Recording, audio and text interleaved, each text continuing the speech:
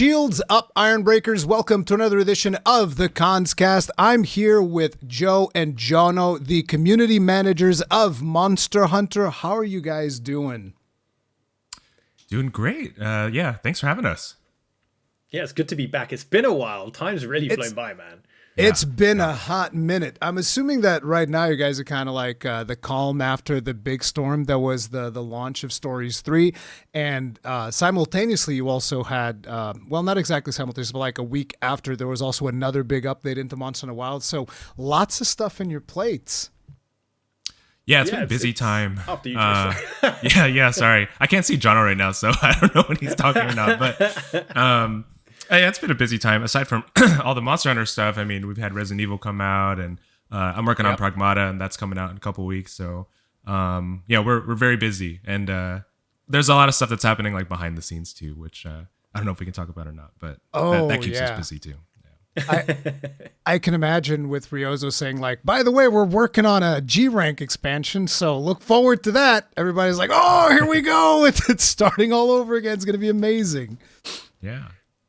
I'm really looking forward to learning more about that. I'm assuming the working theory that I have right now is going to be Summer Games Fest. I know that you guys are not going to be able to confirm any of this, but it kind of just like makes the most sense that at Summer Games Fest we'll hear some more stuff about Monster Hunter Wilds. But I wanted to talk a little bit about Monster Hunter Wilds, and I wanted to get both of you guys' opinions on a couple of things, because I want to talk about more generalistic, because at this point, you know, I feel like the game is complete in terms of content for the base game, and I wanted to look over like the entirety of the experience that it has been as community managers to go through the whole process of Monster Hunter Wilds, because it was like the big title coming out after Monster Hunter World. Naturally, you had Rise and Sunbreak, but that was more like a portable entry title and that type of stuff, so it doesn't have quite as much of an impact as the console/PC titles, so to speak. And I guess we could start with Joe. Like, what's like your overall take on the experience so far with Monster Hunter Wilds? Yeah, it's been quite a ride.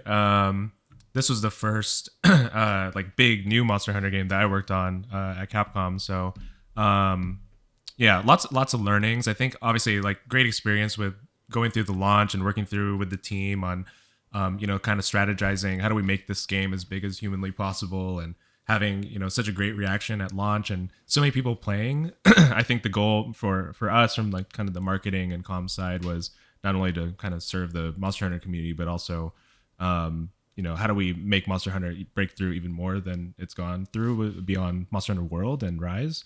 And I think we did succeed at that, but obviously there's things that could have been better, and kind of growing pains going into post-launch and things like that. But I think you know, it's been great working with, you know, the dev team, who obviously are super hardworking, extremely talented, and really, you know, really always wanted to listen to the community and have worked really closely with the community to make the game better. And I think that's really led to the spot that we're in. And I think, you know, I really value that kind of relationship that we've had with the team and with the community to kind of have that really cool feedback loop. And you, Jonno? Yeah, I think Joe sums up really well. I think, you know, we're very lucky as community managers, and I think we've said this before when we last hung out, that we work with, and the Monster Hunter team are a community-first, community-led dev team. You know, when we launched and since launch of each title update and beyond, it's what did the community think? How they reacted to this? What do they like? What do they not like? And then we can be reactive around that. For example, with title updates and 10-star monsters, for example, like how they were implemented, how and what rewards they have were based on feedback from the community combined with the dev's own vision, which we worked really closely with them on. But no, it's been an amazing adventure. And, you know, Joe and I, everyone knows we're huge Monster Hunter nerds like the rest of you all. And when I joined, I worked on the PC launch for Rise. I know we've just had Rise's 5th anniversary. And also Sunbreak were like my first kind of Monster Hunter launches. And then to have Wilds, it was insane. I think we were pinching ourselves to be working on the game and alongside the team that we still work alongside as well. And yeah, it's been great. And, you know, as community managers, you know, you take the good with the bad as well. You know, we saw the Steam reviews, and then it's how we respond to it, how we log it. work with the team to address things. But no, overall, it's been amazing. And, having just announced that an expansion is in the works, it's great for Joe and I to be able to finally say the base game, because that's how we talk internally. But when we're on stream, we can't go, oh, yeah, when we're playing Wild, like the base game, because then it implies something more. But now we can kind of relax a little bit when we're on camera and things like that. But no, it's really, really fun. It's actually. I'm sorry, Joe. Go ahead. Yeah, sorry. I think what's been really important for us in this kind of like last year is that reminding ourselves that we can't get too high and we can't get too low. Like if we have amazing launch, but then also like the Steam review stuff is what it is. For us, it's really important to be even keeled. This is the first year of a really long project. Well, I guess we've just passed the first year now. Yeah. So I mean, for us, it's super important to kind of look at the long view, right? A lot of the work that we're doing is setting groundwork for things that are going to happen later on. So I think it's been important for us to kind of like take a step back, be patient, and think about like where we want to go, not just like in the next month or so, but also in like the next year, the next 2 years. So I think that's been an important reminder for us. And it's something that Jonno and I talk a lot about, of just like, things aren't going to change overnight, but we have to make kind of like small steps and small moves, improvements over time, and things will stack up and eventually we'll get to where we want to be. And I think where we are right now from a year ago is a really good spot. And I think that even just a year removed from launch now and thinking about kind of that long-term view, I think we're already headed in the right direction. So we're going to keep getting there. So looking forward to it. Yeah, it was kind of a bit of a troubled launch with Monster Hunter Wilds, with some of the performance situations that happened and all of that. And we all obviously were communicating that, guys, we were communicating to you guys as a community to try and figure out like, hey, here's the reports. I remember like sending during the alpha. I think I must have sent you guys like, I don't know, 100 screenshots from people in my community. Like, oh, here's like this setup and all of these things and whatnot, to try and figure out as much stuff as we possibly could. It was the two biggest complaints that I had with Monster Hunter Wilds when it came out was the performance, and the difficulty felt a little bit on the low side. And both of those things were addressed through title updates, which I think is kind of like the advantage of the title update system for Monster Hunter, is that the team really does get to kind of like adapt the work that they're doing to the game based on what the community is saying. And I think that's a really good thing, because I feel like guys have been able to pass on the feedback to the team, because I feel like a lot of times people don't understand the amount of feedback that you're receiving, because you have like the feedback forms and all of that stuff, but you're also following up discussions on X and Reddit and all of these other places. Kind of like what is that like? I'd start with Jonno this time around. Yeah, there's many plates to spin. And, when we're doing this, we're also very conscious that the people you tend to see in community spaces are your most dedicated players normally. But yeah, we're on Reddit, we're on social media, we're in the comments, we have social listening tools.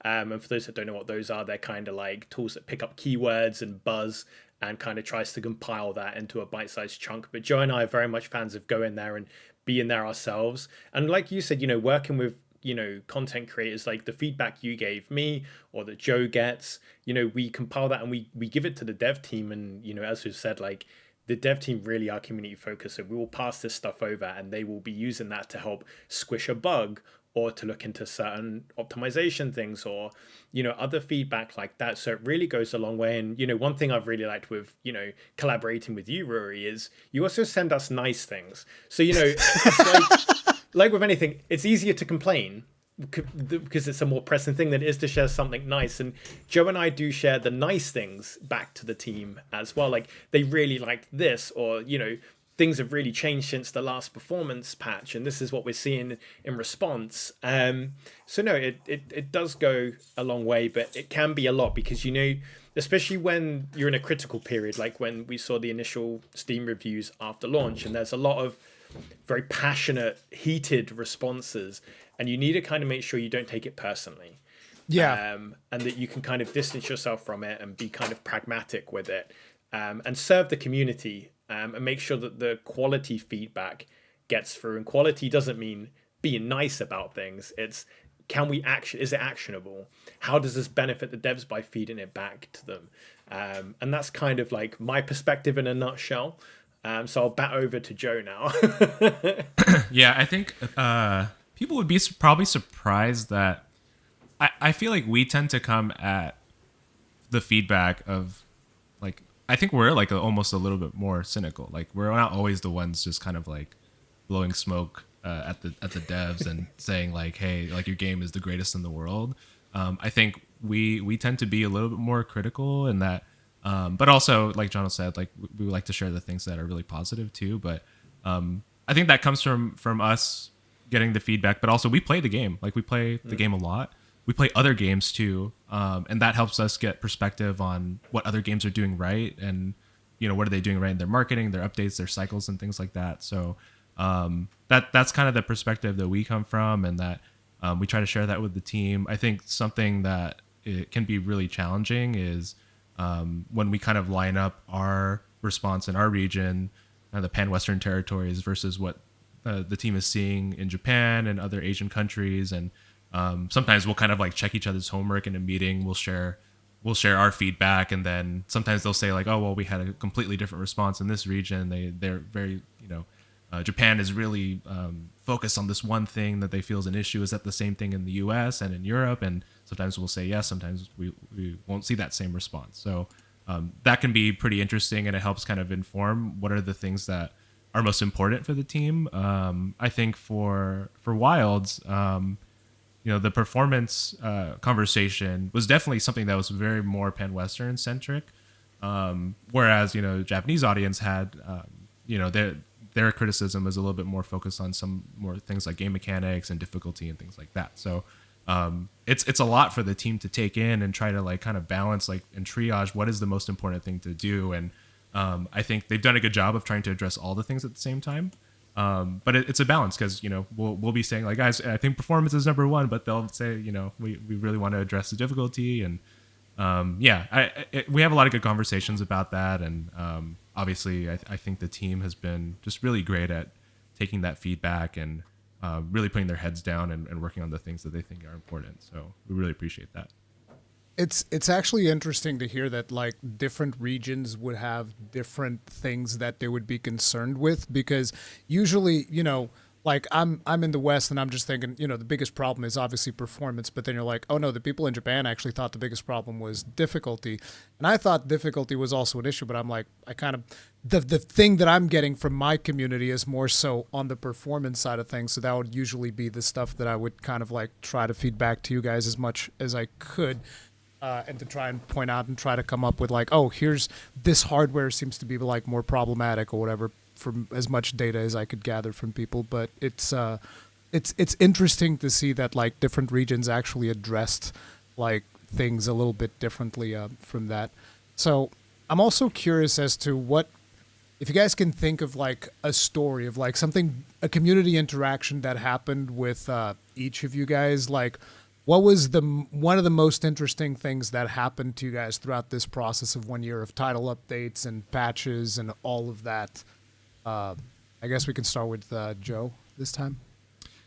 Yeah, I actually have a very recent one, which is I got the chance to go to the Monster Hunter Orchestra. We had a one night only event here in the U.S. and in L.A. And it was great. Like a bunch of us actually on the team, we went out there. Ryozo-san was there, and he was so excited. Like he was just genuinely thrilled to be there, and he wants to do more of these things. And the community was just so pumped to see them. I think people like Maple and like Kogath and all of them there, I think they were meeting in person for the first time, which is really cool. I had not met a lot of community members for the first time in person like that. So it just felt like such a cool moment, especially on the first anniversary. And seeing how far the game has come in the last year, I think it felt like a really great kind of like capstone to that first year. Us, like I think with a lot of community members and some of us on the staff, everybody was like kind of tearing up just like hearing the music and all the nostalgia. And it's weird to feel nostalgia for a game that's only been out for a year, but I think for us it hits a little differently, just having gone through the ups and downs and worked through for this game, not just like launching it, but like in the years leading up to it. So yeah, just really cool moment. Not to mention that for you guys, it's like, even though for us it's been out for a year, you guys have been probably playing it and seeing different versions of it over the last 2-3 years, give or take. So you've been hearing those musics much longer. So I think it actually makes sense. Yeah. Yeah. How about you, Jonno? Any like story that comes to mind of like community interactions throughout this this last year? Yeah, I mean, for me, it's kind of a physical event as well, which is the MH Festa event that we held for the European community at Paris Games Week. And obviously, we had a ton of the team over. We had Ryoso-san. We had like the crew there. We had like devs, kind of more behind the scenes devs there as well. We had Takura-san there too. We had community members come from. Some of them came all the way from America as well. We had people from throughout Europe there, and it's this big celebration of Monster Hunter. And it just felt really pure, especially, so, the stage of the game, we'd kind of gone through the launch ups and downs. We were kind of coming out that we were having like the end game was kind of really being fleshed out and more challenge being added. So we were kind of starting to ride on the up there, and just having the community together celebrating and enjoying this competition with, speed runners getting a spotlight.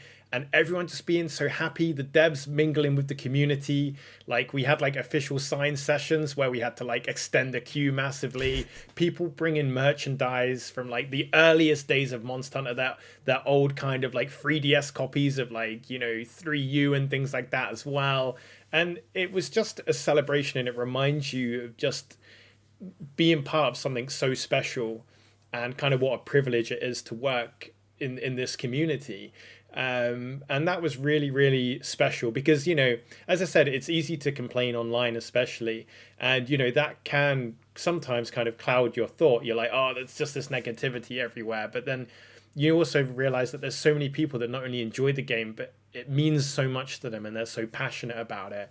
And it's really revitalizing and refreshing to experience that and be among it. And as I said, as community managers, we're incredibly privileged to be part of this thing that's been built up over years and years and years, and now do our own small contributions to it and kind of pay back to the fandom that we are a part of and were a part of long before we joined Capcom. So I think that was really, really special. And kind of off the back of that, seeing the review scores recover and start to kind of creep back up, which is, of the hard work of the development team and the feedback from the community, because the bug reports, seriously, they go a long way. And if you have optimization issues, getting in contact with the amazing customer support team that then help compile this and feed it back too. So yeah, I think that's been really, really special. Just kind of being reminded of how much this series means to so many people. It's one of those things where whenever everything is fine, people aren't really like talking too much about it. It's like, oh, everything's working pretty much as expected. And then when something is not right, then people will definitely feel the need to voice and whatnot. And a lot of it does come from a place of passion, because obviously they're complaining because they want to enjoy the game, because otherwise they're just like, oh, I'm just going to refund, never play this again, not even talk about it, boom, done. But it's always interesting to see that in person. It seems like the experience is always much more positive. Like I definitely remember when we went to Gamescom, like the year before the game came out. That Gamescom, every single interaction that I've had at Gamescom was a positive one. Like there was not, I don't think I remember anybody saying like, oh, that demo was terrible. Oh, I can't believe this thing or that. Everybody was just like super happy with the state of the game was in, and it was really, really cool to see. But yeah, so I also wanted to know, I don't know if you guys are going to be able to answer this one, but I wanted to know if you were made aware of anything that kind of like surprised the team back in Japan, like the development team, like a community, something that the community did that they were like, oh, this happened, something along those lines. Well, I mean, it's been a while since we had the do why variants lay eggs gate situation, which was a surprise for us all. Wilds-wise, what do you think, Joe? Is there anything that kind of caught us? Yeah, I'm trying to think. Yeah. I'm sure. Oh, maybe like the Tashin stuff, like all the strange like memes about this dude being like the secret mastermind of everything. That we got a kick out of that. Wait, he's the and all mastermind. Tashin being the mastermind behind Guardians or something? Yeah, I don't know if you've seen the memes, but like this evil Tashin, like basically Wesker of Monster Hunter. Yeah. Yeah, that was pretty great. And there's been a lot of like weird edits of him, and I think he's even got like that great sticker in the game now that where he's holding the 2 tomatoes. He looks like a little, I don't know. His face looks like sunken, so he looks kind of evil in that one. I mean, he is evil. Veggies. Have you seen what he feeds you? Like that plate is disgusting. Like, well, why would you feed people like steamed veg? It doesn't even have salt. At least a little bit of salt or something would improve it's it. Raw tomatoes. It's delicious and nutritious.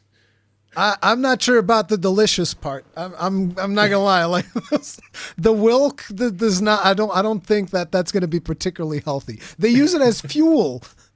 It's so weird. I'm trying to think if there's anything else that caught us by surprise. You got anything, Jonno? I'm trying to think about like different title updates and if anything about particular monsters caught people off guard and things like that. I'm sure there's been stuff, but I'm just trying to like pull it out of my memory. I'm sure I've not repressed them. They've not been that bad.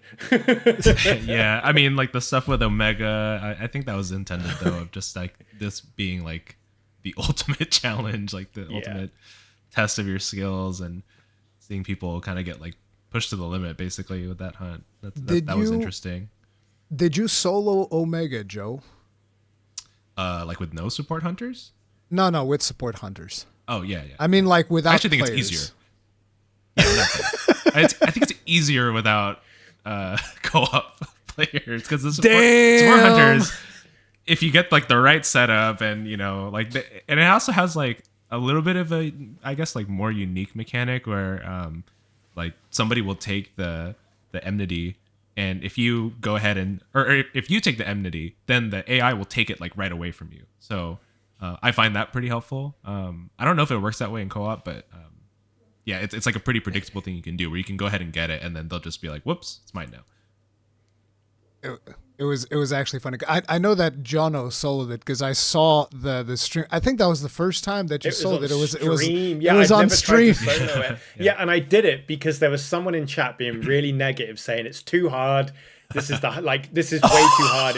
It's like not good. So it's impossible. I went, okay, then I will prove to you that I've not tried this before. I will do it live. And I had 1 cart left, and I did it. Yeah, I saw it. It was pretty insane. Cool. So I did it. I did it out of like kind of like I will show you. Like I mean, I like to think I'm a solidly competent Monster Hunter player. I'm not a speedrunner, but I know the mechanics. I know my sets. I know what I'm doing. But I am also what I would call a brawler. I'm greedy. I take hits. Yes. I do it in Souls games. I do it in RPGs. I do it in Monster Hunter. I'm like, I can take a hit, you know, and I will do that, which infuriates my partner because she's the opposite. She calculates, she reads the monster, picks up a few animations. Sounds like a bowgun I'm player. just like, we brawl. I've got a shield. Maybe I'll use it.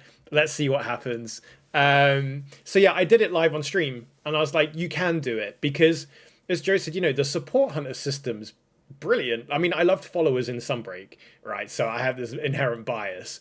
But the support hunters and how they interact in that fight, as Joe said, if you're proactively engaging with the mechanics, the AI will then hop in quicker and take that pressure off you by taking enmity and attacking certain areas. But yeah, so yeah, that was fun, and to kind of show that, you know, we're with the community on this. You know, we're playing a lot. We are kind of at the skill level of a lot of the community.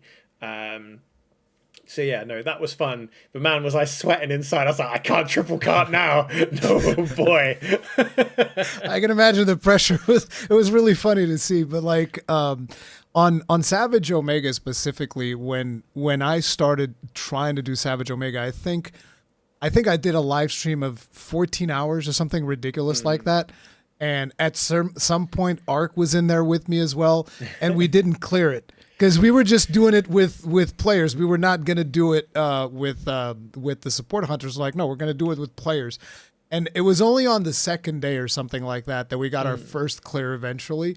And it was just really cool because I've always enjoyed raid mechanics and MMOs and stuff like that. And a lot of that naturally comes from the Final Fantasy 14 MMO side of things. So it was just a really cool thing to see. And the interesting thing about Omega is that even if I go in there today with 3 people that know what they're doing, there's still a decent chance of failure. Yeah. I had a pretty funny thing. A bunch of us on the Capcom USA staff, we spent like multiple nights just trying to get it clear on Savage Omega together. But the funny thing is we all had cleared it separately, solo, with support hunters and with different groups. So we're just like, what is wrong with us as a team that we could not do this? And there was multiple nights where we would go until maybe like 1 a.m. or something, and we're going to sleep angry because we could not clear it. And we're just like sending each other gifs in the chat where we're just like staring at the wall, at the ceiling, just like shaking. So eventually we did get it, but it was just funny, especially because we were on like a timeline too, because we knew like some people were like going on trips and stuff, and we're like, if we don't clear it tonight, then we're not ever clearing it. We might not do it because the next time we can get together is a month from now. So yeah, it's just really funny, but I'm glad we did it. It was the funny thing about the people that were in my lobby, because what I've been doing whenever I stream Wilds and I'm doing multiplayer, I'll just look through the lobby list and I'll pick a lobby that's empty and I'm like, I will now claim this lobby in the name of the Iron Breakers. It's like, this is my lobby now.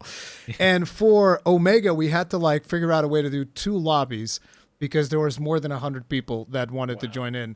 And then the really cool thing was that a lot of people wanted to come in and play with me, but most of the people that weren't playing with me were getting more clears. So it's like, so the group that was with me was getting less clears. You're like, what's wrong with me? Yeah, exactly. What am I doing wrong? Like even the first day, I think like 2 or 3 groups got clears. And they're like, oh, I just cleared it in your lobby. That was so good. And I was like, I didn't. What do you mean?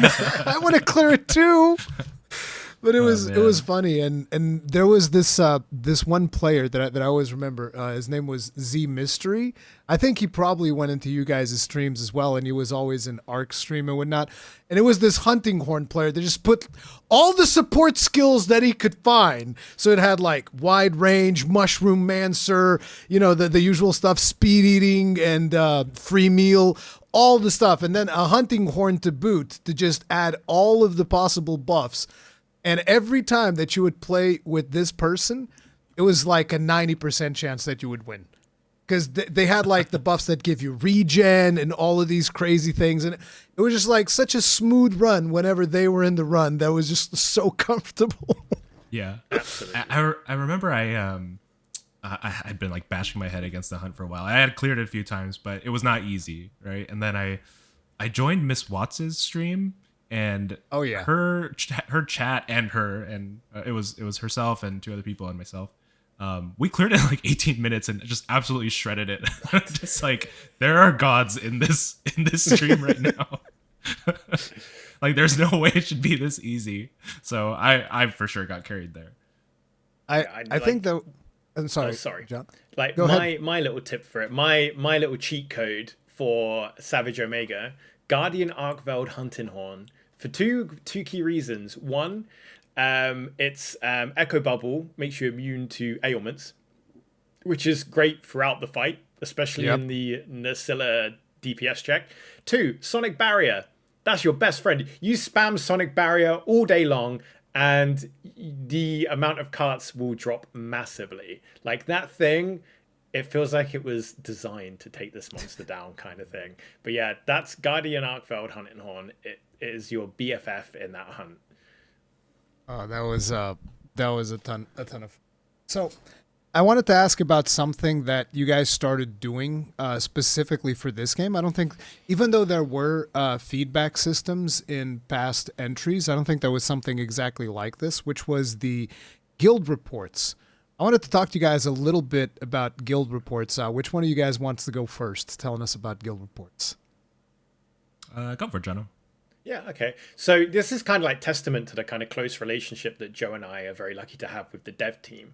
So basically we were like, what's a good way that we can communicate directly with our players on existing content and issues, if you will, as well as upcoming stuff that we're not ready to kind of officially reveal in like a digital event, or kind of stuff that's small but important.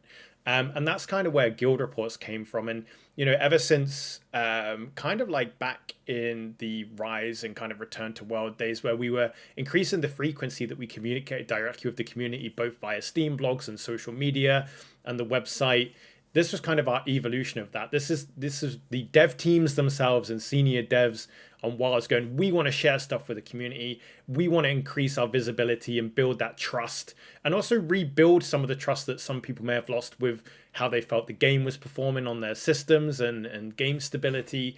And this was just really spearheading that and kind of putting our kind of heart on our sleeve and going, look, we're going to be more open with you. We're going to signpost things in advance. This is also an opportunity for them to feed back to us. And we're like, we're going to tweak this. We're going to improve this. And this was kind of like how this came to fruition. And I'll pass over to Joe in a second to kind of explain more. But this is like where every week we were working with the devs and planning ahead and having dev messages out in advance. And yeah, I think this is a good time to pass it over to Joe.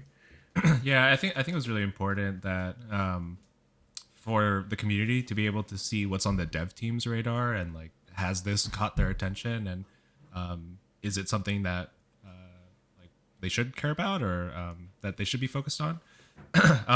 So yeah, I think it's been really successful, and I want to give a shout out to Sunano-san, who's one of the producers on the game, one of the hardest working guys at Capcom for sure. We work very closely with him, and this is one of his projects that he worked together with us on. But obviously, this is something that he led, and yeah, he did a really great job on it. And I think it was just a really great way to communicate with the community. And yeah, I don't know how many we ended up doing. It's like 30 or something, maybe more than that. It was 30 something, yeah. Yeah. It was nice to be able to, I think before that we had basically only dropped kind of like smaller game info with like patch notes and like big update drops, and this gave us like a really repeatable format to just kind of fill those gaps in between like showcases and update drops, so that you could go onto the channels or the website and you could see all this information. So yeah, just a really good way to fill the gap. I was curious if you guys got like throughout because most of those were posted to X and stuff like that. They were obviously posted on the website as well. But I was wondering if you got actionable feedback in those posts, because I remember there will always be people like posting stuff on there. If you're able to actually collect actionable feedback from the social media interaction with the guild reports. Yeah, I got this guy. He really wants us to let him layer over Akuma, was something I saw a lot in the reply. But no, yeah, I think what's great about these posts is, we put them out on social media. So Twitter, X is what we used for like delivering this a lot. But then we see how the conversation is developed outside of our owned media channels. So we're in the subreddits, we're perusing Discord. Even like when people like yourself and other creators cover it, we go into the YouTube comments to try and get a nice varied response to what we're seeing. So yeah, whilst we put it out on our own channels, then Joe and I, and also the regional community managers throughout North America and Europe and South America, they then go and have a look through, see what the response is, particularly around we look at like response to weapon balance changes, or how we're focusing our resources around optimization and bug fixes and what should be prioritized. Content as well falls into that, because it was community feedback that led to a version of Lagiacrus in the Wounded Hollow. Because originally it was just, this is Lagiacrus. You got this cool underwater segment, and then we saw, okay, people love Lagiacrus back, but they want Lagiacrus to be fought without an underwater section, and that happened purely because of community feedback, and the dev team going, hey, if that's what the community want, let's cook. So that's one kind of good piece of actionable feedback that I can kind of get off the top of my head. Yeah. Aside from guild reports, Jonno and I met with Tokuda-san a couple of times throughout the kind of like last year or so, which that was really cool for us because it's kind of rare for community managers to have like that level of access to the director. They're very busy, so that was really great. Like we would just go through. Basically, it's kind of like a check your homework thing. We would have like a big Excel sheet of, hey, here's what we're seeing in our side of the community, and then he would come back and give us basically like point by point feedback of like, here's here's what we're working on in the dev team. Here's what I personally think about this, and if we should go in this direction. So I found that super, super valuable. I think there should be no doubt that, Toka-san is like one of the like most community, or he really cares about community, and that he really cares about what people are saying about the game. So, just a huge shout out to him and a lot of the other members on the team for meeting with us and listening. Again, not everything is always actionable. I love that he will stand his ground on things that he thinks that should stay as they are, or just not possible in the time that they have, or the resources that they have. So it's always great to kind of like for us to meet with him, and we'll come with requests, and he'll say like, look, this with the time that we have, it's not possible, but what if we did this? And I love that part of it, where we're able to work on things together like that. One of the ones that I think about in particular was we pitched the idea of the most messed up Chadacabra to him. We're like, can we get the greatest Chadacabra? And then he actually explained to us like, well, if we put in this like 10-star Chadacabra, and if we don't balance it right, then we actually end up with a very, very optimal way to just get certain materials, and it will be the only way that people play. So we have to get it right, and we have to QA test it, and it has to fit into the game perfectly. And that gave us a lot of perspective of like, oh yeah, you can't just like pump up the values on everything and expect it to just like work right. It takes a lot of resources. But then he came back to us and said like, well, we have the data, and we're looking at Rampompolo, and not a lot of people have hunted this one. It's totally brand new. What if we just made a really messed up version of Rampompolo? And so that's how you get the 10-star Rampompolo. The 10-star Rampompolo.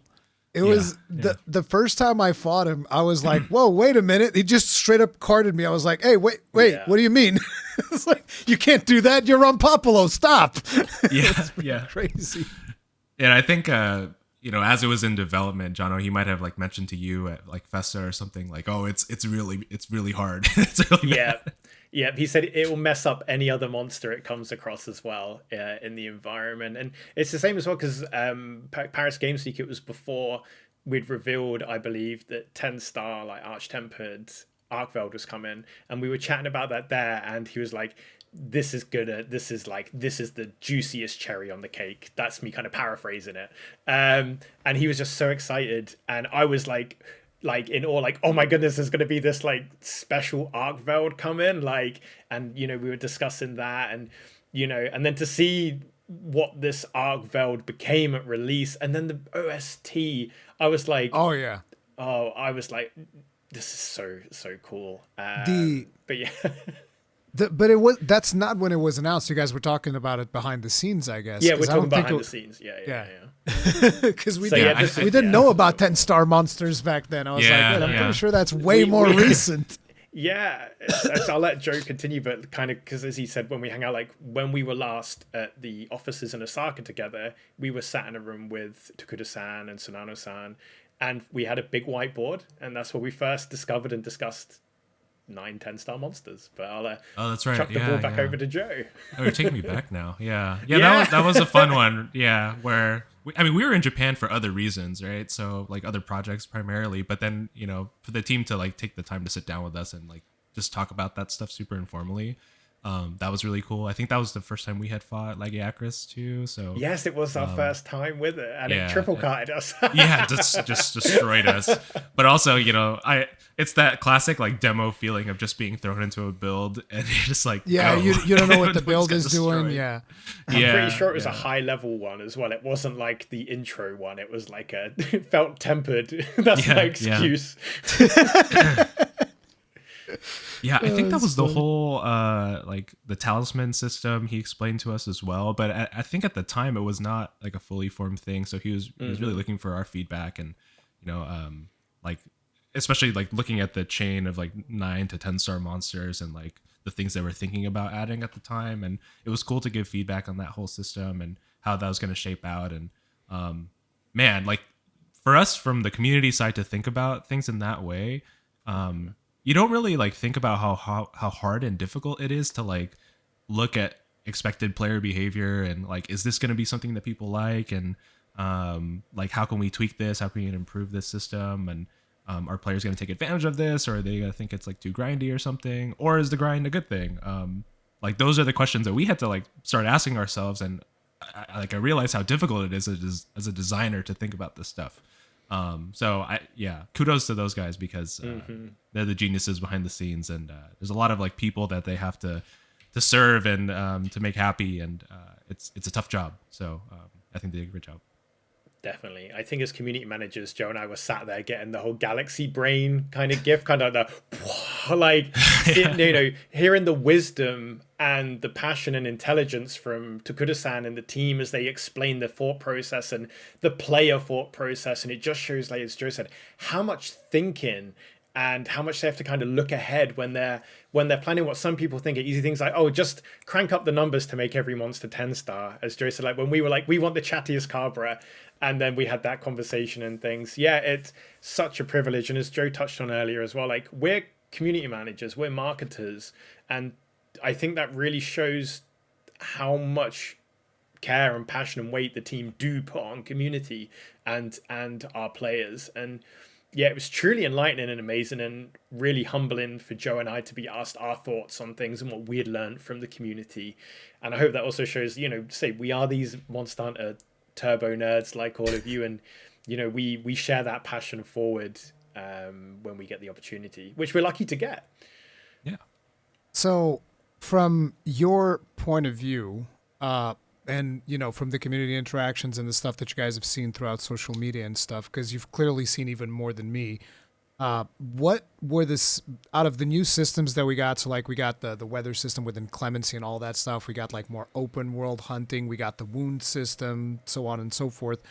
Which one, if you had to, based on all of your interactions, which one of the new features do you think that the community enjoyed the most in Monster Hunter Wilds? Go on, Joe.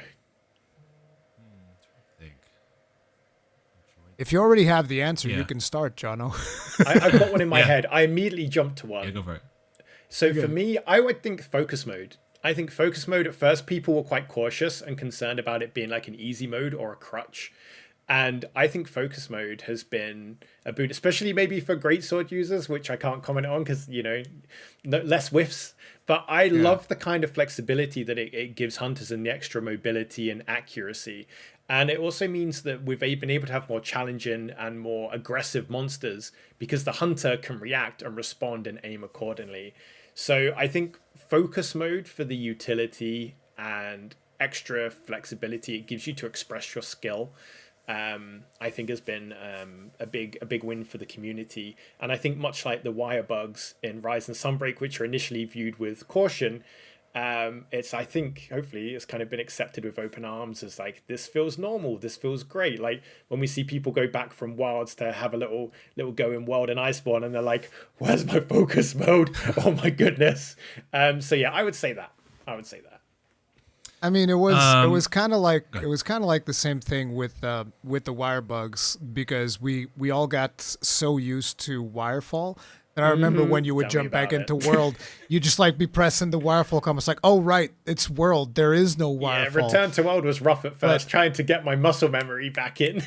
I'm a weird one. I'm like a dinosaur when it comes to these things. While I will play with focus mode, it's definitely not my favorite thing because I like bigger animation commitment. I want to see Joe miss his true charge slash. I like seeing that.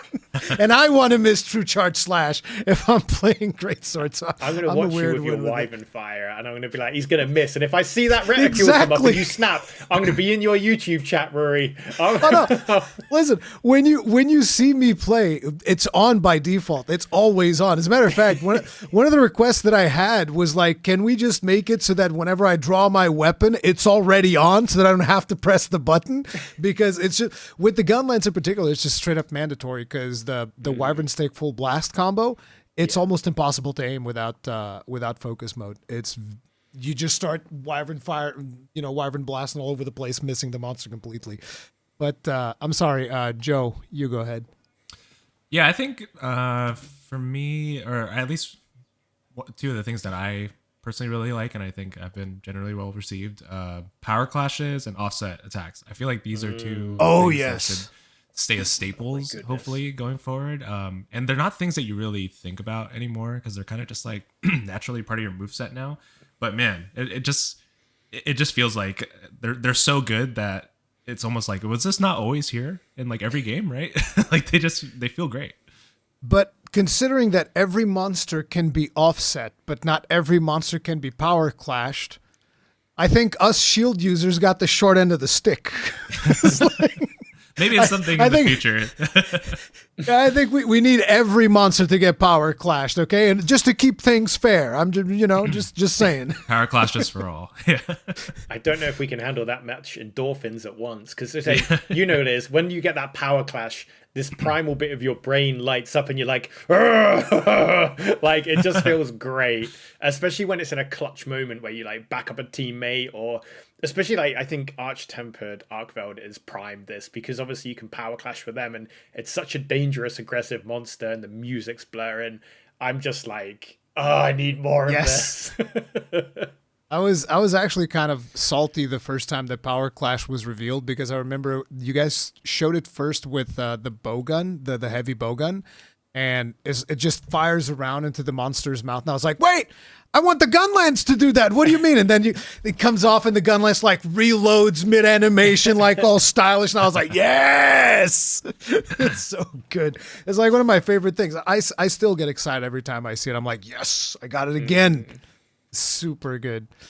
I was wondering with this is something that I forgot to ask you guys earlier. I was wondering with the guild reports. You guys said that I think you've mentioned that it was over for now because of the base game. It's kind of like all the updates are out and all of that, and there's just like a couple of patches coming through whenever needed. But that the guild report system was kind of like over. Is this something that is going to be returning for other titles, or do you guys have plans for that?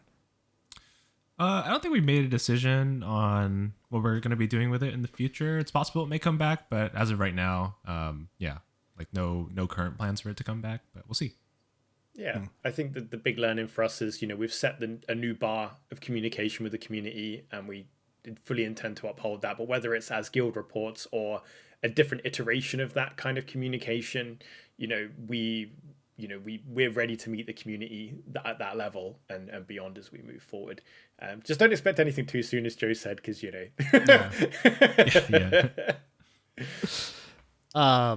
Which of the new monsters do you guys think made the biggest splash with the community? Like the new monsters that were introduced with Monster Hunter Wilds? Oh, definitely Ray Dow. I think Ray Dow is like an all-timer. Yeah. Should is probably going to be demanded in future games and things like that. And Arkveld is great too. And I think Arch-Tempered Arkveld, one of the best fights in series history for sure. But Ray Dow is just like, it's so unique, like the sound effects and everything too. I think that we have like that video somewhere where they were making like the like wind chime sound effects and like the roars and everything, and it was like somebody like putting a glove in like I don't even know, like a gas container or something. I have to like look it up, but it's just super silly. So yeah, amazing monster for sure. No, absolutely. I think you're right, Joe. I think Ray Dow is kind of like the Nergigante of Wilds. Everyone loves Nergigante and wants to see Nergigante everywhere. I think Ray Dow, because when we first saw Ray Dow, we thought that was the flagship. We were like, this is so cool. This is surely the flagship. And Takuda-san's like, there's even more kind of thing.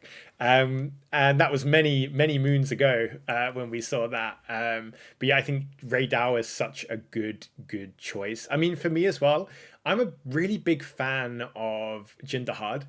I think the whole experience of the hunt is great. I love the siege style kind of light mechanics. I love the gear, the armor, and the weapons look incredible. So like, I definitely have a soft spot for Jindahad. I can't lie. I've actually pre-ordered the plushie as well for it for when that comes out. So yeah, a big Jindahad fan. Yeah. And, and also I know it's not a new monster, but it was great to see Gore Magala in that level of fidelity, and just what an absolute brute it was. It was Dude. it was putting us all in our place for a very long time. So it was I did my stream playthrough that I did was actually I put in a bunch of like because of the whole difficulty thing that I was talking about. I was like, yeah, I'm gonna make it harder on myself. So I put a bunch of limitations, and one of those was I can only repeat optional quests. I can only do them once. And so this is like the canon run. yeah. So it's like you can only do optional quests once for completion. Other than that, you have to kind of live off the land. And in order to, I wanted to do all of the monsters on their maximum difficulty stuff without the Palico. So when it came to Gormagala, I lost so many times because I also wasn't allowed to upgrade my armor. There was like a bunch of restrictions that I had, right? So I couldn't do armor spheres or anything like that. And I ran out of Gormagala quests. I had to have people come in and like give me the quest and then leave so that I could go do the Gormagala quest. And when I finally did him, I think it was the 7-star version, the 7-5-star version. When I finally did him, I was down to 1 cart, and I was just, the playstyle was just shell. I would just shell with heavy shelling and do nothing else. Just like shell, block, shell, just like hold Very back. safe. Yeah, it was like the safest possible playstyle was the only way that I initially got him, but it was really fun. Yeah, Gormagala I still think is probably the hardest monster in the whole game. I mean, Savage Omega. Test. Yeah, Savage Omega obviously because it requires for proper. It's not scaled, but it's like its mechanics aren't intended for 4 players, so it's a different thing. But I'm talking about individual monsters that are designed to be fought individually. I still think that Gormagala it might be the hardest one, and I wanted to ask you guys, which one do you think is the hardest quest in the game? Savage Omega or Proof of a Hero? Joe, do you want to go first? I think Savage Omega is harder than Proof of a Hero. Savage Omega is just like, if you're not completely locked in and you take your foot off the pedal for even a second, you're dead. And like, it's not just, especially like once you die, your teammates are probably going to die too, or they should go back. And I think the biggest challenge with that quest is the time limit, because if you fall behind at all, it's just so hard to recover. And then you also have the Nursilla check, which is just like, if you don't pass that, then your run is completely scuttled, so just start over. So yeah, I think it's harder than Proof of a Hero. How about you, Jonno? Yeah, I'm definitely leaning that way. I was thinking Proof of a Hero, but I did Proof of a Hero, I think, 2nd attempt, maybe 3rd attempt, one of those two, and it wasn't solo? Too stressful. That was solo with support hunters. But with support hunters. Not true solo, no. Yeah. But I'm familiar with the monsters. I basically bought I think I bought Thunder and Dragon Sword and Shields, and I was off and I went. So I think the hardest quest, as Joe said, is Savage Omega for us, because on top of that, it's endurance. You have to engage with multiple different mechanics outside of your kind of usual Monster Hunter Wilds experience. And you have to apply your skills in a different way, and you have to be on it throughout. So, you've got the different enmity, you've got to heal your team. Do you go back legs? Do you go front legs? How do you handle the missiles? How do you handle the charge? And then also the DPS check is like, this great filter a part of the hunt as well. And even if you're super prepared, if you don't pay attention and then you get vomited on and your team's paralyzed during the DPS phase, how does that work out? But I think as well, it also gives people a lot of opportunity for really showing off and skill expression, like instantly offsetting the Nursilla clone when it comes out of spawn is a popular tactic. How do you herd the endemic life around, like the cactars, to work in your favor? So I think, it's probably the hardest quest. I think it also gives people a great opportunity to show the skills they have learned by playing the game as well. So it can be equally as frustrating or challenging as it can be very rewarding and to flex in. It's the only quest where I've like played with people and while they're chatting, I've heard like true frustration and desperation. I just have like vividly in my head, like one of my coworkers, our teammates, Mike, he was we were playing, and I just remember him like screaming, "I'm mogging!" I'm like, "What? What are you doing?"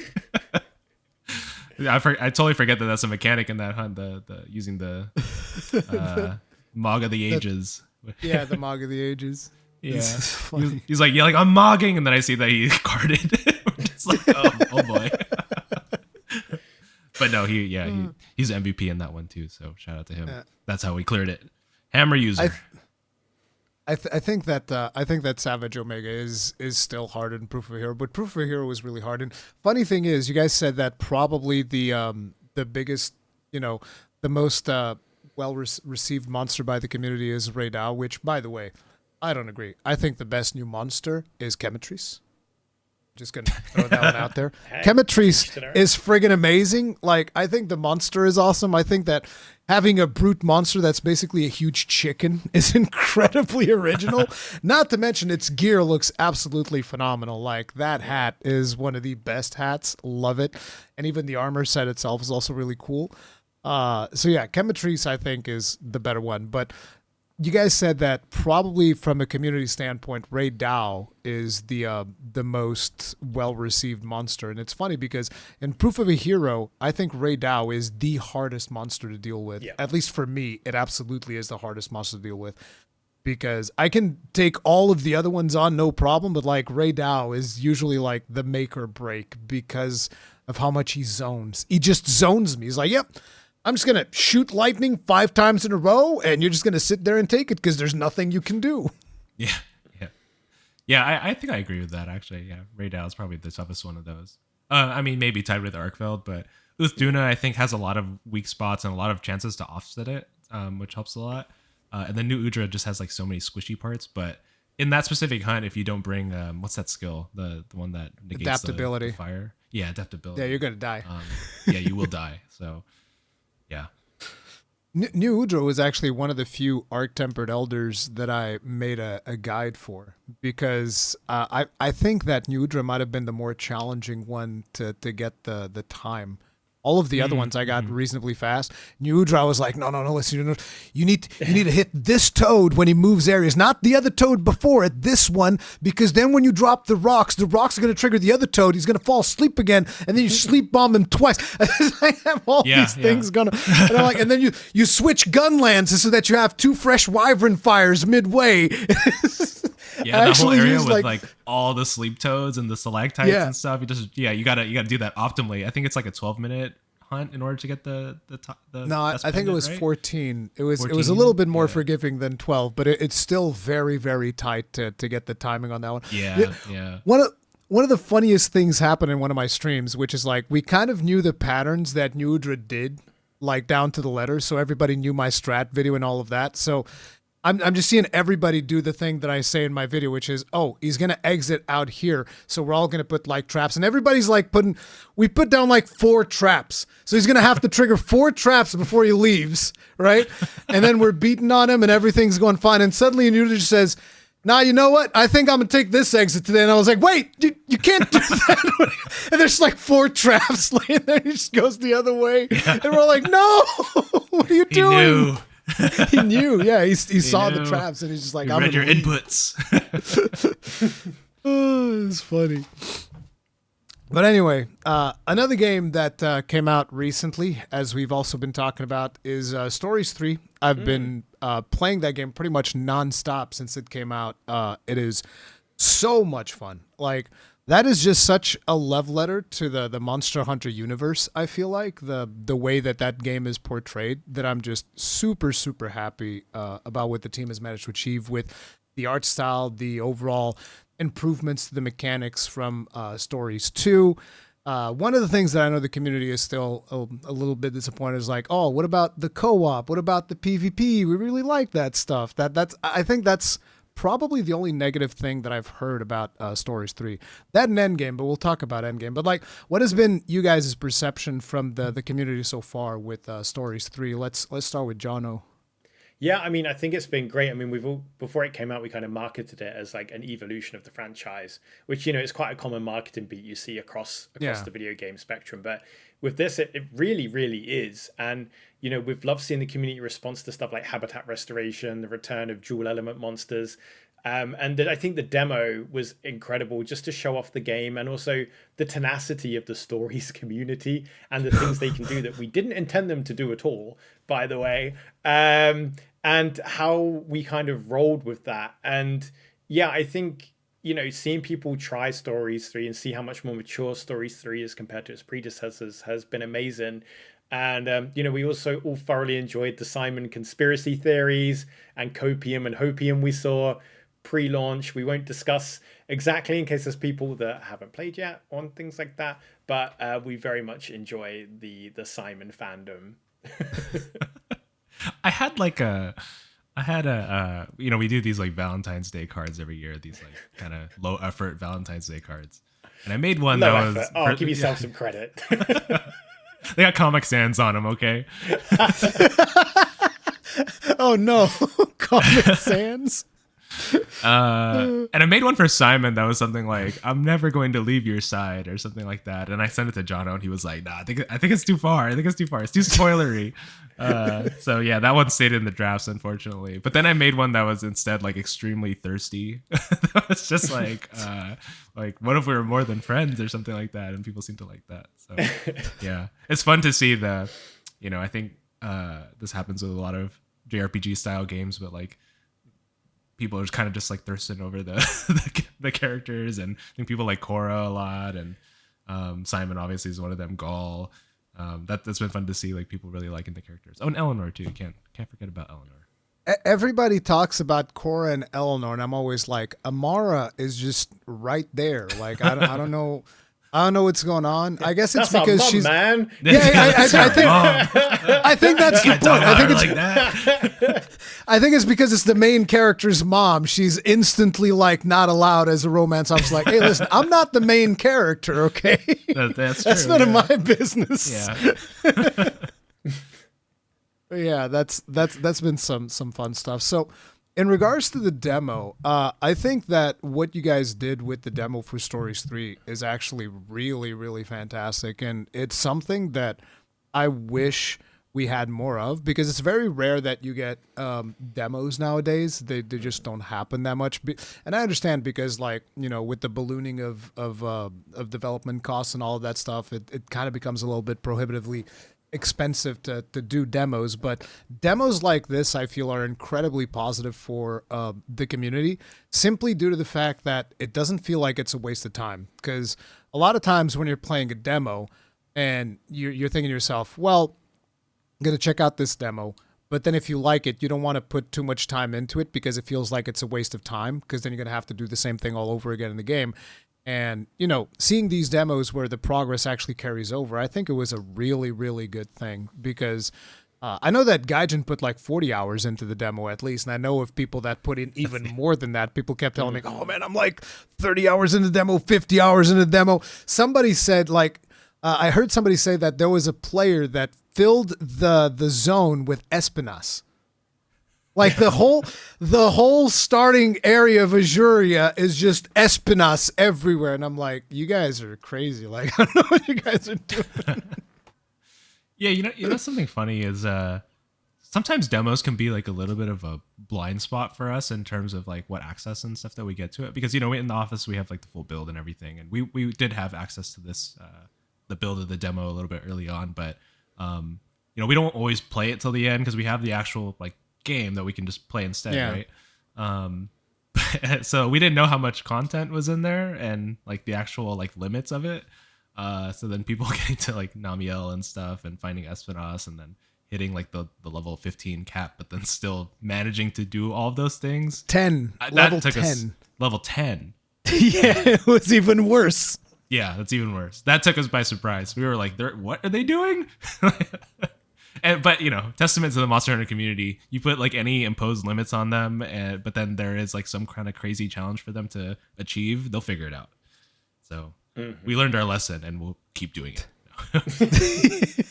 It was funny. It's like, I've heard that in order to do Namiel, you need to have perfect RNG, and you need to know all of the counter moves and all of that stuff and how to deal with everything, which is just a crazy amount of dedication, because I'm sure that even when you know all of those things, it can't be something that ends fast. Like it's probably going to take hours for somebody to go and beat Namiel at level. Hundreds of turns. Yeah. Yeah.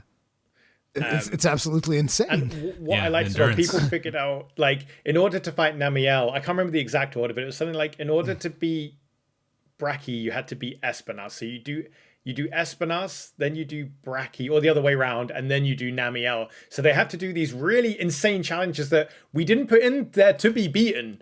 But the team were like, what happens, but they weren't put in there to be beaten. Like, we were all surprised. So you had to already do like this insanely challenging gauntlet. And then you got Namiel. And then if you beat Namiel, you then actually got the Monstie yourself. So there was actually this reward, an unintended reward, but it was in there. They had it so that, so you would get the Namiel gear. You would get the Monstie so you could start the game with this super like OP, prestigious monster, which I think is really cool as well, because it wasn't just, oh, you've done this, you got nothing for it, because it wasn't the full game. The team kind of allowed for this to happen. Okay, you've earned it. You've got your Espinas. You've got your Namiel. Like, you've got this cool gear. And I think that's such a really cool thing as well, that there was actually reward for those that pulled it off. Which was crazy. And just seeing the community come together and build crafting, and how Gypsaros went from being this kind of monster you don't normally think about to the GOAT. Like, because Gypsaros Dread Queen would be Rathian as well. Yeah, Gypsaros would bring you like anti-lightning gear, I would imagine, right? Because he's got the rubber hides and whatnot. Yeah. Like, I think teams were mostly like multiple Dread Queens, multiple Espinas, like multiple Gypsaros. And they didn't even have the right of channeling in the demo. No, they weren't able to min-max their builds either. And also, like, to kind of pat ourselves on the back, it also shows what a great combat system that the team built. Oh yeah, like that you can do this, you can fight against the odds. And I think Namiel was like level 75 and you're level 10, and like I beat Namiel around, like, I think in the upper 60s the first time I beat Namiel. And I had to repel her first as well, like, before. It wasn't like a straight clear. And just to show like the depth of this combat system, and the tenacity and intelligence and buildcraft and of the community around it. It was actually really interesting, because I didn't remember exactly how Rite of Channeling worked in Stories 2, because it's been so long ago, right? So I'm seeing it in the full game during the preview period. I'm seeing like the channeling stuff, and then when you guys did something, like, I forget what event it was, but there was like a stream thing that I did a reaction to, and everybody in the stream was like, so do we know how the channeling works yet? And I was like, wait, nobody made a preview thing, because I was super late into the preview stuff, because I had other stuff that I was working on.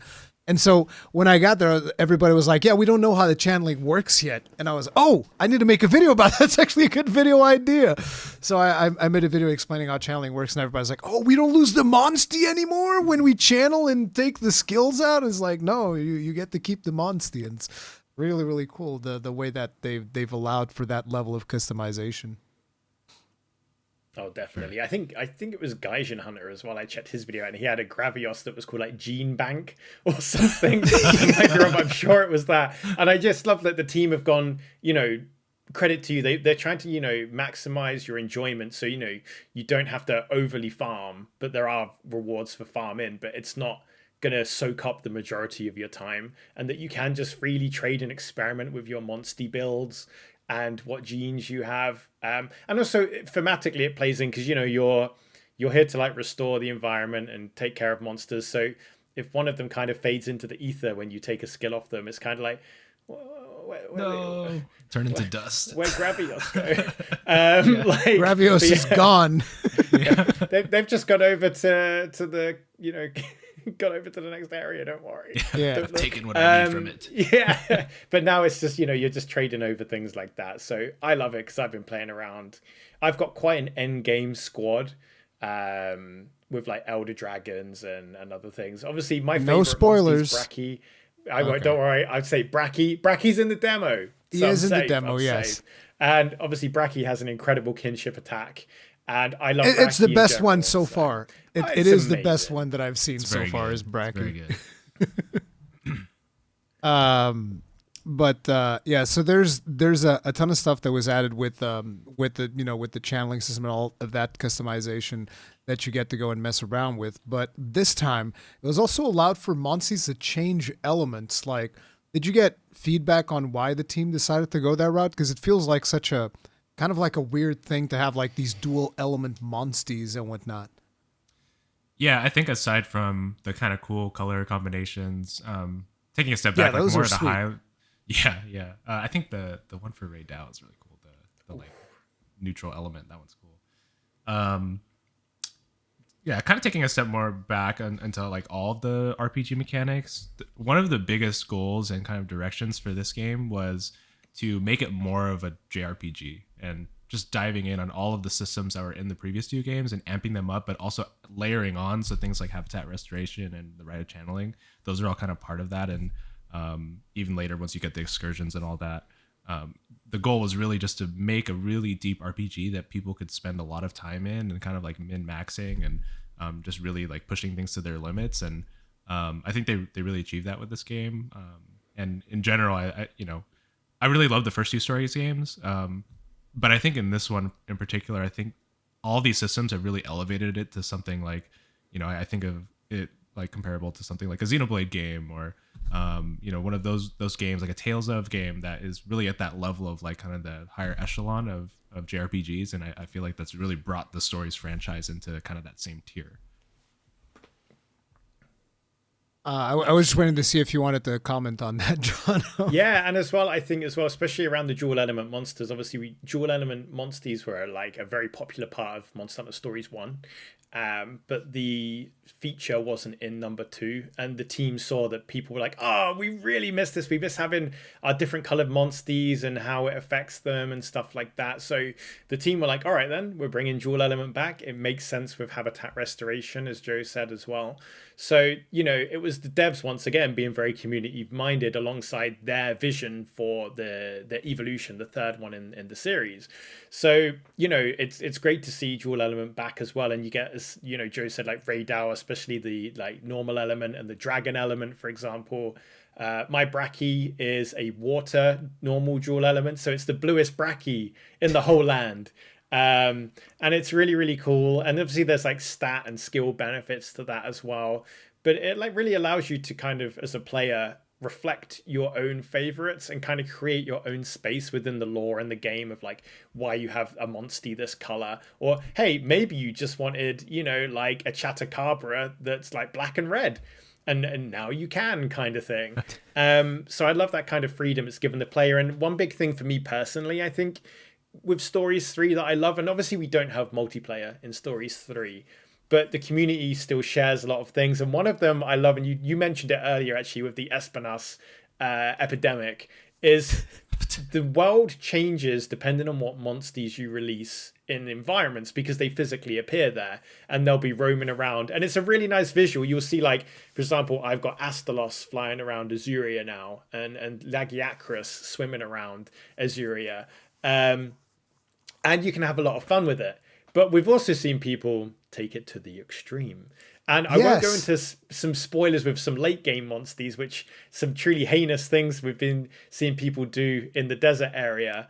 But, there's areas where they've just released, Devil Joes everywhere, or they've just released Namiels everywhere. And they're like, oopsie, and we love the kind of jokes we've been seeing about how will the Hunters Guild deal with this? Or, I'm helping the habitat and stuff like that. So we love how people are not only using the mechanic genuinely and creating these spaces and worlds that they enjoy being in and reflects their kind of personality and favorite monsters, but also how they can push it to the extreme and meme on us hard. But on the flip side, when they do that, some people who release like Devil Joes everywhere are finding out that these monsters are at a much higher level than them. And because of their own hubris, they're everywhere now.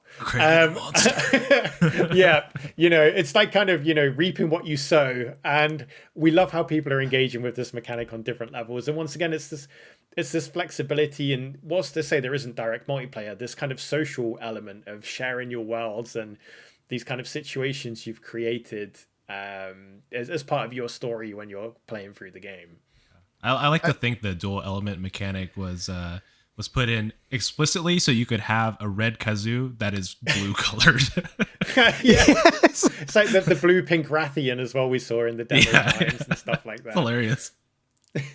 I saw Dark Hero, I think, made a post about that. It's like, why does it say Red Kezu but he's blue? It's like, you just don't know. Yeah, I just don't Are you understand. colorblind? We've seen the fallout of people realizing what the invasive Kezu color scheme is, which is black and red. So the Giganox fandom are kind of currently in shock. It's in our defense though, and in the defense of the community, you're saying that like we commit some really heinous acts in the game, but the reality is some of these mutation requirements require us to do some really nasty things. Like I'm not going to get into monster specifics because of spoilers, but like, you go to a certain village, people are not having a particularly good time, and then you're like, you know what? I think I know what you need. Right next to your doorstep, I'm going to release like, I don't know, 5 of this terribly aggressive monster that destroys ecosystems. I'm just going to release 5 of them here because that's going to allow me to mutate him into a more violent version of this monster. Welcome to hell. I just imagine Joe turning around in a chair and going, 500 Devil Joe. Unleash. But I it's named this like, country Pickle Country. we didn't choose to do this. You guys put this into the game and you're like, okay, so you want to get this monstie? Okay, well, you have to release tons of this evil monster into this area. That's too bad for the people that live there. They're going to have a bad time, but No, it's fun how you can kind of create your own lore or meta game with this system. And as well, for those who don't worry, you can remove monsters from like environment. So if you kind of go, whoopsie, I shouldn't have unleashed this force of nature here, you can course correct. So don't be afraid to experiment or to have a giggle and create the lands of your dreams and or nightmares. No, there's no take backs in my playthrough. Like, I put this monster here. You have to deal with it now. It is what it is. So this is Kezu land. Anyway, please make yourselves at home. Exactly. It is a ton of fun. I like the habitat restoration system. I got super addicted to it. I haven't restored all of them yet. I'm still working on it. But also doing mutations I think is really fun. And it's one of those things where when I first started streaming it, I've had some people show up and they were saying like, we've seen from reviews that Stories 3 doesn't have an end game. I haven't finished the game yet still. And it's a little bit confusing to me because like, what is the idea that you want for an end game? Do you need a certain system to unlock at the end of it? Because like, to me, I kind of feel like the systems that are in place for Stories 3, they are the end game, like habitat restoration, changing element monsters, mutations, the right of channeling. I still don't know if there's something that unlocks later, like in Stories 2, we had the nutriment system or whatever it was that then would increase the stats further. I don't know if Stories 3 has anything like that or not, but I kind of feel like I am doing the end game. Like if I go look at the amount of hours I have in the game right now, let me just see real quick. It is on Sunday. Okay. Oh, you don't want to say it? So I know that for the preview, I played like 20 hours so that I would make my preview video because I didn't want it to finish it. I wanted to finish it on stream. And right now I have 108 hours. And I just arrived in chapter 4. So 80 hours and I just arrived in chapter 4. Perfect. Love to see it. I think Joe and I both have some cool thoughts on this, which we'll share, and to kind of get the ball rolling there. I think an easiest way for me to describe it in a way that I think a lot of people will understand is if you played Expedition 33, the end game feels like that, and that once you get to a certain point, the end game is always present with you as you progress through the game, and you'll see it out in the world. But the level at which you can engage with it won't be too high until you're stronger and you're a higher level. But you can give it a crack if you want, but it might not go too well. So the end game is visible, it's present, it makes itself known in the form of things like Elder Dragons and invasive monster final fights, which is going back to fight the invasive monster after the initial repel. When you do an endangered species, and these are high level fights. They range from 75 to I think 85 or 90. and they really, really push you. And some of the most challenging ones are in the first couple of areas as well. So it's not the kind of like where you and I have to be so careful for spoilers here. There is this end game, but it doesn't present itself at the end like surprise. Now there's all this stuff. It's there. The game lets you know it's there, but you aren't ready to face it yet. But it is in the world, and it's waiting for you to get to a point where you're strong enough to face it. And you can go back and face it after completing the main story and completing the game. Or you can do it before the kind of climactic battle. But if you complete the game and the story, it doesn't stop you going back and doing that stuff on that save file kind of thing. To kind of explain it. And Joe, I say you've got some good thoughts on that too.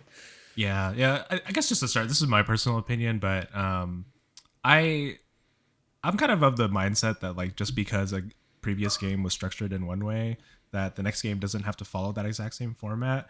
And I think with Stories 3, I think what the team really looked at is like, how do we weave in content of all types of difficulty and through the adventure? And so really like yourself, you've played like 108 hours, you said? I mean, it's 80 hours for my current save file, give or take. Right.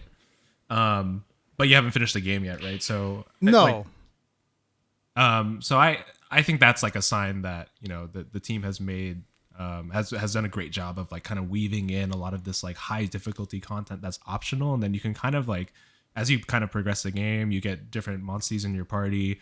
Then you can kind of go back to that stuff and see like, oh, well, this thing that I previously couldn't do before, is that possible for me to do now? And you don't have to necessarily have finished the game to do that.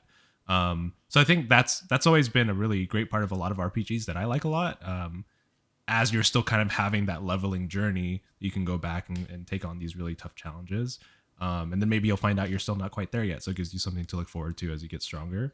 But yeah, I think like seeing it in terms of like, oh, is there this specific new set of end game mechanics that unlock at the end of the game? I think the team has taken a different approach with this one to really weave in that content. And I think it was the right approach because, again, people are getting lost in like kind of these big areas and exploring and doing things like that. So, but Jonno, I think we did announce something, right? That is kind of addressing that kind of desire for more hell yeah hard difficulty what at the end of the game. What a great crossover, Joe. That was silky smooth. Yeah, you're absolutely right. So very recently, Ryozo-san shared in a video post that a free content update is on the way. We've only shared a little bit, and that there will be more challenging royal monsters come into Stories 3 that will provide a greater challenge for those of you that have hit the level cap and have min-maxed with your genes and your gear. So more is on the horizon, and watch the space for more information. I'm sorry, go ahead. Sorry. That'll be harder versions of existing monsters. So definitely look forward to that. I think it'll definitely, there's so many monsters in the game already, so that like there's just tons of variety. Even if we just added like one more, I think like you won't be like starving for more monsters because there's so many already. But yeah, look forward to that. I'm excited to take on those challenges. So I haven't even reached the point where I've started properly challenging elder dragons. Like I went out into the night and I started hunting monsters to see what would happen, because there's the tooltip that says when you go out at night and you start doing hunts, weird things may happen. And I've seen some of the elder dragons, not all of them. I mean, I've seen obviously Namiel, and then I've seen the one on the second area. I haven't seen the one on the third yet. Have you not? You're in for a treat. Yeah. It's like there's still surprises that I'm always excited to still see surprises. Because like, to give you guys an idea, I actually stopped watching trailers because you guys were revealing way too much in trailers. What about our view counts, Ruri? I'm so sorry. How dare you? How could you? My entertainment is...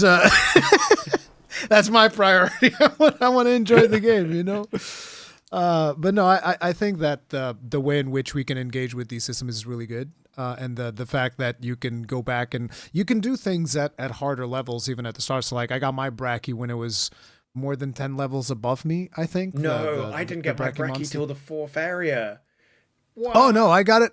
I got Oh it. yeah, I was watching you do were you doing Cora's side quest at the time? Because you were in the cave, weren't you? I did Cora's side quest, but then Dumb lost man. Yeah, dude. No, but I did Cora's side quest, but then I went back there with Ogden. Because Ogden's got the traps, he'll just like spam traps out of nowhere, so that helps a lot with Brocky. But yeah, once you, it's one of those things where because of the way that the combat system works, once you get the pattern of the monster down, then it becomes more manageable. You're like, oh, he doesn't have a target. That probably means he's going to do something real bad. Yeah, So it's 8 o'clock. I better prepare something real bad's about to happen. Let's make sure that we can live through it so that we don't all die. But it's funny because you're still dependent on the RNG of your companions. And Ogden, like you said, I showed you the video and you were like, yeah, I see you got your Bracky despite Ogden's best efforts to Yeah, I was sabotage watching your stream when you did it. That's why I was like, I don't know if I was eating my dinner and I was like, Brachydios, Rurikhan, what a good combo. Let's have a look. Yeah. It was that was before I left for the second area. To do his kinship attack. You were like, don't let me down now. Like he had like a slither of health, and you were like, don't let me down, Ogden. No. And like he didn't do it, but then luckily I think you evaded the attack or something weird like that. Like you managed to, like, yeah. I mean, back then I didn't completely understand that when he's like Wyvernfeld or whatever, when the stuff is AoE blue. Miss. That the AoEs often miss, so I didn't know that yet because it was so early. But yeah, I got my Bracky. I forget if it was very shortly after I jumped into Area 2 or before I even jumped into Area 2. But yeah, so that was very satisfying. Like how the team reward you for, once again, that's probably like, I'd say firmly mid-game content that you engage with early. And how you're rewarded for being successful. Like I got Bracky's my favorite monster. I had to get quite far into the game to get him because I was too scared to fight it early. You fought it early. You got Bracky earlier, and the team have kind of planned that in. And yes, I mean, I'll take any excuse to glaze Bracky. So anyway. I was very lucky though because I didn't even fully understand paintballs yet. Everybody in chat was spamming paintball, and I was like, no, I'm killing him. I just want him dead. And he still retreated, and he had 2 eggs, and I was like, oh yes. Oh, it was so good. That was a ton of fun. So people have also been talking about how we only have low rank in this version of stories, but you guys already said, like, with the announcement, we're going to have more harder monsters. I'm not sure if that counts as high rank or what the deal is with that, but, just more challenging content, I guess. Yeah, I don't think we're really thinking about this game in that same structure of low and high rank. I think that was something for stories 1 and 2, but I think, again, this game is very different in the way it's structured and kind of the things that you could do at what time that you want to do them. So, it's not really like in that kind of like same one-to-one structure. Yeah, it's a much more natural and exploratory difficulty. Like you'll be going around as and you'll see a monster with a yellow or a red tag above their head, and that's or if you visibly know the lore behind the monsters, the first time you see Devil Joe, you're like quite early in the game, you're going to be like, no, I don't think so. Or you'll looks like a terrible idea. Get one shot. So yeah, as Joe said, it's this much more natural kind of exploratory difficulty progression rather than, okay, well, I've done low rank, now it's high rank where it's much more structured. That mainline Monster Hunter or stories 1 and 2. And I know Monster Hunter players want to play a game forever, and I think part of the idea at adding some new challenges, and also we have the DLC coming, which in the message that Rizzo-san said that they're seeing if they can release it a little bit earlier. The team is not necessarily like, we don't view these games as live service games. That goes for stories. It also goes for wilds. It's okay to play other games. It's okay for the game to end and for you to reach the end. And obviously we want to give you as much content as possible so that that's a satisfying ending for you. And maybe you want to go back one day and play the game again. But it's also okay to stop and to play other games. And the main thing that we want is for the experience to be satisfying. If you come away and you feel like you had a great time with this game, you have some really core memories that you made from playing it, I think that's most important. And Stories 3 has tons of content, has so Oh my much content. goodness. And I think the quality of that content is so much higher than the last two games, which are both great games. But I think this game has really stepped it up to a level that is so much higher. So I think that's most important to us, is not necessarily just making this endless grind that you're going to play this game forever, because it's not realistic to expect somebody to play this game forever. In the same way, it's not reasonable to expect someone to play Wilds forever. There's so much entertainment. There's so many games that are asking for your attention, even by ourselves at Capcom. We have other games that are coming out that are dying for your attention, like Pragmata, like Resident Evil Requiem. We have Mega Man Star Force Legacy Collection. That's coming out. I'm plugging all the games. Yeah, Onimusha. So, it's, we don't expect you to play these games forever. We would love if you played them for a long time. But ultimately, the most important thing is that you enjoy the game and that you come away really satisfied. Exactly. I think, how I experienced it, like this game, I love the gameplay and also the story. And I think how it reaches out to different people depending on what point they are in their life. And I laughed, I cried, like I had such a great experience with the game. And when I finished it, and I said this to Josh, like, that was a delicious meal. I'm really glad I ate that. And now I still play it because, I'm at level 92 at the moment. So I'm going around so I still haven't beaten the Elder Dragons in the second area. They're definitely the hardest one. And I'm finishing off invasive monsters, ticking off trophies and collecting all the medals. Like, the experience playing it felt special and relatable, especially once you really get into the story and you're kind of pushing through to this kind of climax and getting these revelations and other things. And it felt like an experience I'm glad I've had. And now I'm purely doing fun gameplay stuff and preparing for the royal monsters and things like that. But yeah, it's not like, where you're like, you're not bound to this game forever. So enjoy it, savor it. And then, Capcom are cooking. As Joe said, we got a lot of good stuff on the hob. Yeah. We're not trying to make a treadmill that you just play forever. I think that's unhealthy. And there's some games that are great for that. That, people are looking for that specific type of experience. But that's not the games that we're making. And that goes for Wilds and the eventual expansion. We want it to have lots of content and stuff that you want, will play for a long time. And if you so choose to do that, where you play it for a really long time, that's great too. But it's also not a forever game. We don't need to make a forever game because there's a lot of games.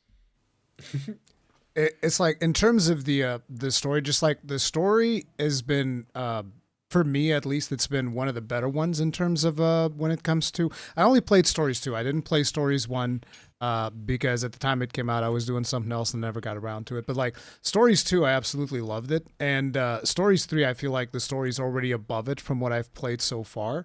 And then just the art style of this game is so gorgeous. Everybody wants a main line Monster Hunter game in this art style. I'm not sure if you guys have heard that feedback as well, right? We've seen it. Yeah. I keep telling people, like, I think it'll be hard because, this is the identity of this Monster Hunter. And then if they put this art style in the other Monster Hunter, then the message gets mixed. I think that's probably the main reason, but I don't know. That's just speculation on my part. I think it's cool that we can have both flavors, right? Like, yeah. And they're both made with the RE engine, which is crazy. It's like a super versatile engine. Like, you got like extremely like jacked Leon in Resident Evil Requiem, but then you have this more anime art style, and they both look great. Yeah. So yeah, I mean, I think it's cool. Like, having the two different styles of gameplay. I think both of them are interpreting Monster Hunter in different ways, and I think you can argue like Wilds and things like that are kind of like the more mainline stuff, and this is taking it in a different direction, but. Hopefully it still evokes that same feeling of Monster Hunter for a lot of people, and in terms of like the core mechanics and the kind of like the fan service and the monsters and stuff. So I think it's cool to have like two different flavors, and it's cool that the franchise is at a point where we can do this. Like, we have this turn-based style, more anime style, more story-driven JRPG style, and then you have like the very like core like action Monster Hunter, like traditional Monster Hunter game too. Yeah, I think it's definitely a ton of fun. So, Jonno, I wanted to ask you, how did it feel to get betrayed and having your main weapon not show up in this Monster Hunter? in favor of getting the longsword The instead. longsword, the Tripmaster 3000. Yeah. It wasn't even me that said it. It was the community manager. Oh man. No, I love you, longsword mains. Really, you are the most stylish, incredibly cool folk, and I'm incredibly jealous because I'm also a big Devil May Cry fan, and your mountain finisher just screams Virgil to me, and I think that's incredibly cool. So I jest, but no. Back to your question. No, I love the Sword and Shield. Anyone that's seen us chat before knows that or watched the streams. It's my bread and butter. I love it so. And at first I was like, what am I going to use? Like, oh my goodness. But you know what? My playthrough, I've been using mostly, I think my main weapon setup has been hammer, hunting horn, and then gun, lance, or bow. And I've really enjoyed these weapons and what they bring to the table. So I stopped missing sword and shield in Stories 3 very quickly. And I get why, I get why people at first were like, oh, this is weird. Why remove it? Because I think, especially in Stories, the sword and shield is kind of this very jack of all trades weapon. It's a safe weapon to use. It's a very beginner friendly weapon.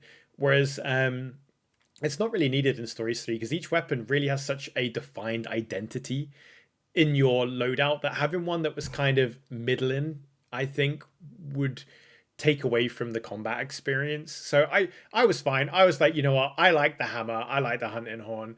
Gun lance is great for if I don't have Cora in my party, for example. So you know what? Actually, I was very happy. Now, having said that, I would never leave my sword and shield behind in a mainline title. Never. Absolutely. But in Stories 3, really, it was like water off a duck's back. Or I could say like a Tetranodon's back, really, to be, lore friendly. But I think that the weapon that I've used the most has actually been the hunting horn because the buffs are just so good. So I'm just constantly doing hunting horn, and it's a ton of fun. If you like hunting horn, you should definitely find out what that third Elder Dragon is and have a little chat with them. I'll definitely be sure to do that. So I know that we're kind of running a little bit out of time. So I just wanted to ask you guys for one final message for the Monster Hunter fans. Anything that you guys want to shout out that's coming up for the Monster Hunter franchise? We could start with you, Joe. Yeah. Thanks everybody for your support. Not just with Wilds, but with Stories 3. And we're really excited for the summer, obviously, with more news on the Wilds expansion, and now we also have the Stories news with the title update coming out, and hopefully the DLC, which will be launched a little bit earlier. So, thanks everybody for your support. We are really excited. I think, we are like legitimately blessed to work on this franchise. It is hyperbole, but I think it is one of the best franchises, not only in gaming but in like media, like period. It's always getting fed with new content. It's got great development team and great leadership that really cares about the community and that wants to work alongside the community and make these games great. So, we're really excited about the future, and it's been a fun ride so far. So, if you haven't played Stories 3, go check it out. And if you're following Rurikhan already and you're watching his content, you probably are playing it. But if you're not, then what's wrong with you? What are you doing? What I always say to people is like, listen, play the demo. It's free. And you're not wasting your time because you get to just like, you get to carry the progress over. I've been saying this pretty much every single time somebody asks me about Stories 3. It's like, just check out the demo. It's the easiest way. You can see if your PC can run it. You can see if your console can run it. You like the performance. You can see if you like the mechanics because there's like 30 plus hours of content likely in there. So there's just super easy to see for yourself. But Jonno, your message to the community. Yeah, I think you guys covered it very nicely. Like, it's always an exciting time to be a Monster Hunter fan, and what with, the recent news for Stories 3 and, what's on the horizon for Wilds, it's great. And, seeing how you've all responded to the work the dev team have done for Wilds around game stability and performance, and how we're still, paying very close attention to that. We really appreciate everyone's patience and support and, the feedback, because we know you feed back to us because you're passionate and because you care. So we're super, super grateful. And, we're proud to represent the community. We hope we do you all proud as well. And it's a privilege as well to be invited on to have another catch up with yourself and your community, Rurikhan. So thank you. But yeah, and I think, I say you've all said it. I know you say it every video as well, Rurikhan, but seriously, check out the Stories 3 demo. If you like JRPGs, if you like RPGs, if you like monster taming games, if you play mainline Monster Hunter and you think, oh, I've never done an RPG before, just check out the demo. It's free and you carry over your data and yeah, just have a giggle with it. And if you don't like it, you've not wasted anything. You've not spent any cash on it. But yeah, do check it out. I think that wraps it up nicely for me. All right. So, ladies and gentlemen, that is going to be it for this podcast. We're going to wrap it up with a happy hunting. I'll give us a countdown, and then we get to experience the wonders of Discord latency. It's going to be amazing. It's going to be so good. Okay, right. 3, 2, 1. Happy hunting! We nailed it. Nailed it.